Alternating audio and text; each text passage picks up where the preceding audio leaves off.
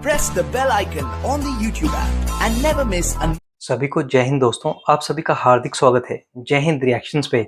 आशा करता हूँ कि आप सभी लोग बहुत अच्छे होंगे। तो आज हम आपके लिए एक इम्पोर्टेंट और एक बहुत ही इंटरेस्टिंग वीडियो लेकर आए जिसमें आप देखेंगे भारत की कश्मीरी महिला पत्रकार आरती टिक्कू, जिनका स्पेशल इंटरव्यू लेंगी पाकिस्तान की मशहूर पत्रकार आरजू काज़मी। तो ये वीडियो काफी इंटरेस्टिंग और नॉलेजेबल होगा, आपको बहुत कुछ जानने को मिलेगा। तो इसे अंत तक देखें और चैनल पे नहीं है तो चैनल को सब्सक्राइब कर दें ताकि हम आपके से इंटरेस्टिंग और दमदार वीडियोस लाते रहें। तो चलिए पहले ये वीडियो देखते हैं और अंत में इसके बारे में बात करेंगे।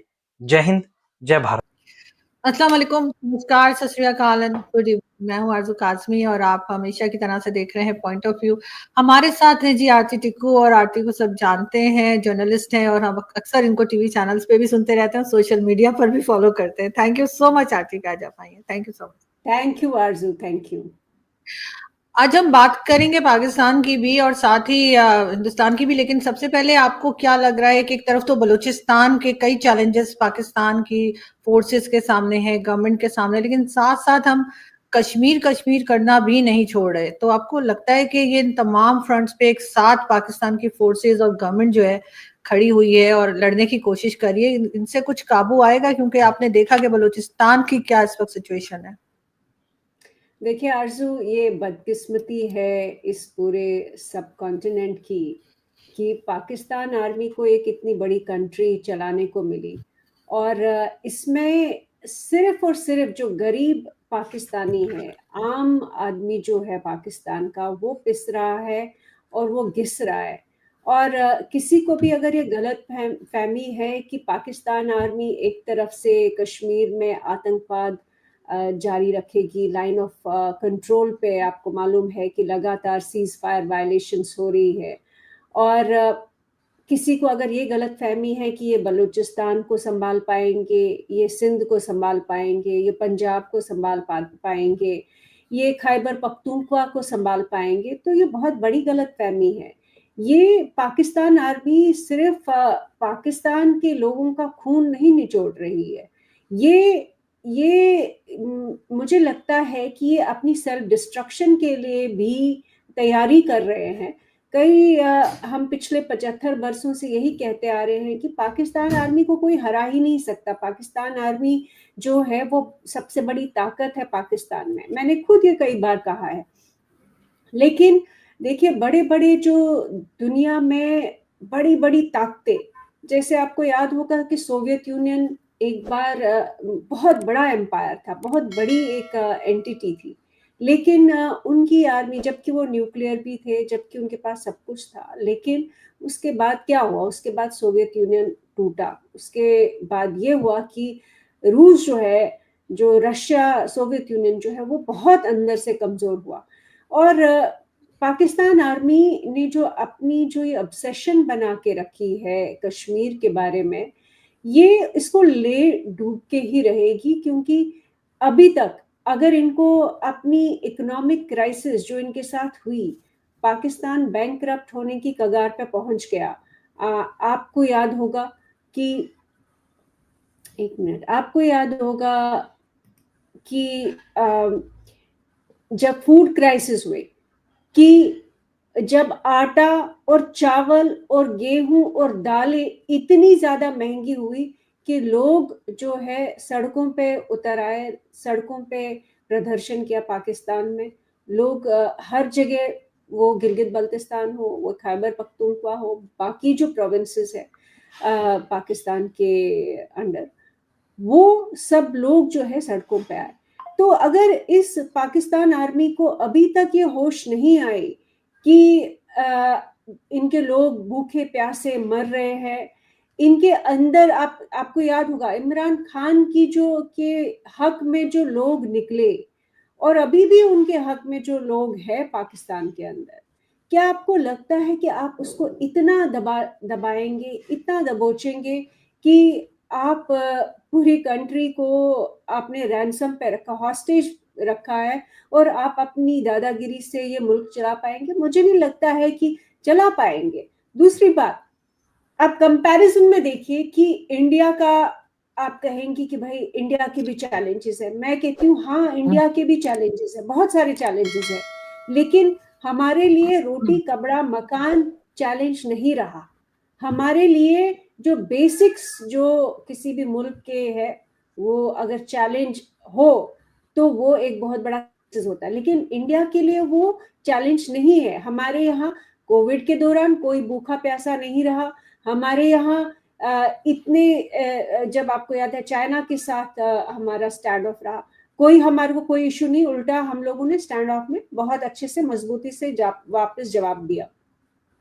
तो हमारे लिए ये चैलेंजेस नहीं है जो पाकिस्तान के लिए है। हमारी एजुकेशन लेवल देखिए, हमारी लिटरेसी लेवल देखिए, हमारा जितने भी इकोनॉमिक इंडिकेटर्स है वो अगर आप सारे देखें तो हम बहुत बेहतर कर रहे हैं, जबकि बराबर का टाइम पाकिस्तान को भी 75 साल मिले, हमको भी उतना ही टाइम मिला।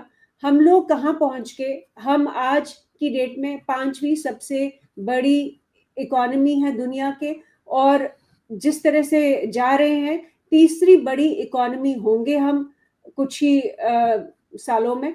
और ये पाकिस्तान को ये अभी तक समझ नहीं आ रहा। लोग, मुझे नहीं लगता है कि पाकिस्तान के लोग बेवकूफ है, मुझे लगता है पाकिस्तान की आम जनता को ये सब मालूम है।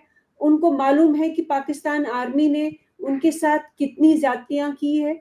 उनके पास बेसिक्स नहीं है, बाकी तो बड़ी चीजें, फ्रीडम ऑफ एक्सप्रेशन तो मैं बात ही नहीं करना चाहती, क्योंकि हम सबको मालूम है कि पाकिस्तान आर्मी के अंडर प्रेस फ्रीडम है ही नहीं। हमें ये मालूम है कि ज्यादा कुछ अगर आरजू काजमी भी कुछ बोलेंगी तो दूसरे दिन पता ही नहीं होगा कि वो कहाँ पे होंगी पाकिस्तान में। तो वो सारी चीजें इंडिया में वैसी कोई इशू नहीं है। या हम मोदी जी को आप देख रही होंगी, अपोजिशन दिन रात गालियां निकालते आ रहे हैं पिछले 11 साल से, उससे भी ज्यादा इनफैक्ट, लेकिन वो अपनी जगह, और इंडिया की इकोनॉमी अपनी जगह, डेवलपमेंट अपनी जगह, फ्रीडम ऑफ प्रेस एक्सप्रेशन सब अपनी जगह। तो ये चैलेंजेस जो पाकिस्तान के अंदर है इकोनॉमिक लेवल पे, सोशल लेवल पे अगर आप देखें क्या मिला 75 साल में, 77 साल में क्या मिला? माइनॉरिटीज खत्म कर दी। आप लोगों के यहाँ हिंदू नहीं है, सिख नहीं है, बौद्ध नहीं है, क्रिश्चियंस नहीं है, कोई भी कुछ जरा सा भी कोई मुंह खोले तो ब्लेस्फेमी के चार्जेस लगते हैं। जरा सा भी कुछ अपने अधिकार मांगे तो हमने देखा कि हिंदू लड़कियों के साथ जो रेप होता है, फोर्सेबल कन्वर्जन्स होते हैं, वो किस लेवल पे दिल दहलाने वाली चीजें हैं। तो आखिर में अगर हम देखें तो सोशल लेवल पे भी पाकिस्तान के यहाँ शिया सुन्नी के झगड़े हैं। बलूचिस्तान में आप देख रहे हैं कि बलोच BLA ने क्या हाल करके रखा है पाकिस्तान आर्मी का। हमने देखा कि खैबर पख्तूनख्वा में पश्तून लोग जो है वो कितने खिलाफ है पाकिस्तान आर्मी के। हमने देखा कि इमरान खान के साथ जो लोग खड़े, वो पहली बार पाकिस्तान आर्मी को खुलेआम चैलेंज किया। तो पाकिस्तान आर्मी की जो असल में जो एक क्रेडिबिलिटी या किसी भी एंटिटी की तभी चल पाती है जब लोगों को उस पर विश्वास हो। आपको याद होगा एक टाइम पे जब बहुत ज्यादा करप्शन था, जरदारी को 10% बोलते थे करप्शन लेता है, कमीशन लेता है, बेनजीर के बारे में करप्शन के इश्यूज खड़े हुए बहुत सारे।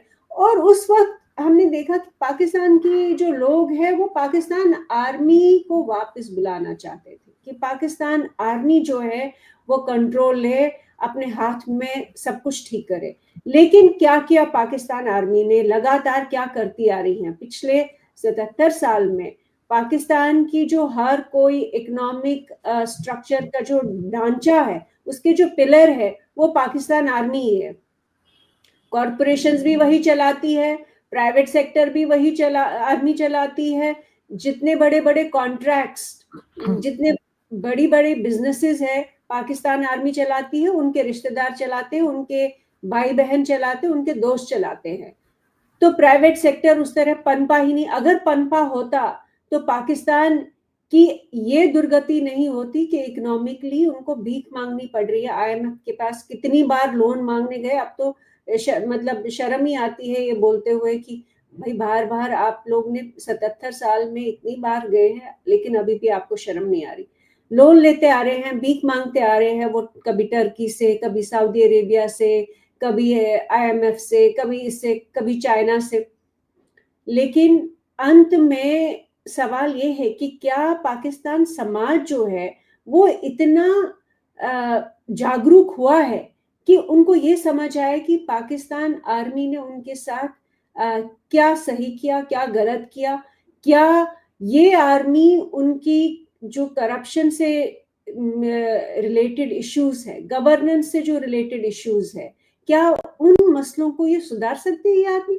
मुझे नहीं लगता है कि पूरी तरह से जागरूक है पाकिस्तान की जनता। है एक बहुत बड़ा तबका, पाकिस्तान का तबका जो है वो जाग गया है, लेकिन शायद इसी की वजह से, चूंकि पाकिस्तान के अंदर लोगों को मालूम ही नहीं है कि उनकी मुश्किलों का कारण क्या है, उनकी जो एजुकेशन लेवल जो इतनी नीचे है उसका कारण क्या है, मदरसों में क्यों बच्चे जा रहे हैं, मस्जिदों में क्यों बच्चे रेडिकलाइज हो रहे हैं, जो रेडिकलाइजेशन का जो प्रोसेस है आर्मी ने उसको आज तक तबाह क्यों नहीं किया, डिसमेंटल क्यों नहीं किया? आपको याद होगा मुशर्रफ को जब वॉर ऑन टेरर पे जब अमेरिका ने धमकाया कि either you are with us और देम, उसके बाद जब उन्होंने डिसमेंटल करने की कोशिश की सारे जो टेरर कैंप्स थे या जो मदरसों में या मस्जिदों में, लाल मस्जिद का एपिसोड आपको याद होगा, तो क्या हुआ उसके बाद? ये हुआ कि पाकिस्तान आर्मी का सबसे बड़ा उस टाइम पे कि उसके पास सारी ताकत थी, लेकिन वो अपने आप को नहीं बचा पाए, वो अपनी ताकत को नहीं बचा पाए। अब क्या पाकिस्तान के लोग उस तरह का माहौल क्रिएट करेंगे कि पाकिस्तान आर्मी को मजबूर करे कि वो सही रास्ता चुने, कि वो पाकिस्तान को सही दिशा में लेके जाए, इकोनॉमी दुरुस्त करे, सोशल लेवल पे पाकिस्तान दुरुस्त हो? दोस्तों आशा करता हूँ कि वीडियो को आपने अंत तक देखा होगा और आरजू काज़मी और आरती टिक्कू का ये पूरा डिस्कशन आपको काफ़ी पसंद आया होगा और इस वीडियो में आपको बहुत सारी जानकारी मिली होगी। तो ये वीडियो अगर आपको पसंद आई है इसे लाइक और शेयर जरूर कर दें और अपने विचार हमें कमेंट सेक्शन में लिखकर जरूर बताएं। और एक बार फिर चैनल पे नहीं है तो चैनल को सब्सक्राइब कर दें ताकि हम आपके लेटेस्ट और इंपॉर्टेंट वीडियोस लाते रहें। तो चलिए फिर मिलेंगे ऐसी किसी इंटरेस्टिंग वीडियो में, तब तक अपना ध्यान रखिए। जय हिंद, जय भारत।